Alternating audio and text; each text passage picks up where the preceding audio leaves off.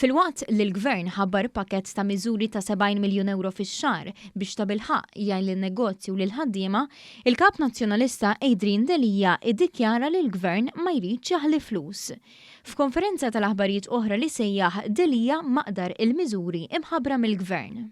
Minkejja dan kollu ħal pożizzjoni illi ma rridux aħna naħlu narmu dak li ġemmajna, ma rridux nisparpaljaw il-flus. Iżda diversi ekonomisti li tkellmu fl-aħħar jiem b'reazzjoni għal dak li ħabbar il-Gvern kollha qablu li l-miżuri tal-Gvern filwaqt li joffrew għajnuna tajba lin-negozju lil ħaddiema ħadu ħsieb li l-war chest li bniet fl-aħħar snin ma nħarqitx mill-ewwel.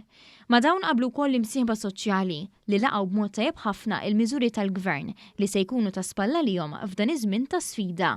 Fost oħrajn bil-miżuri mħabbra mill-Gvern dawk bil-paga minima issa qegħdin jirċievu paga ogħla milli kienu jieħdu qabel.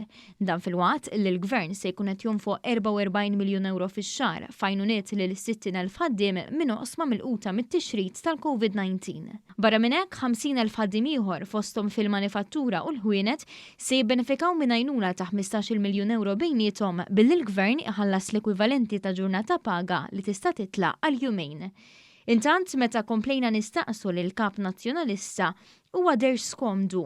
Minflok stieden lil ġurnalista Wan biex jiġi intervistat fuq dan l-istazzjon.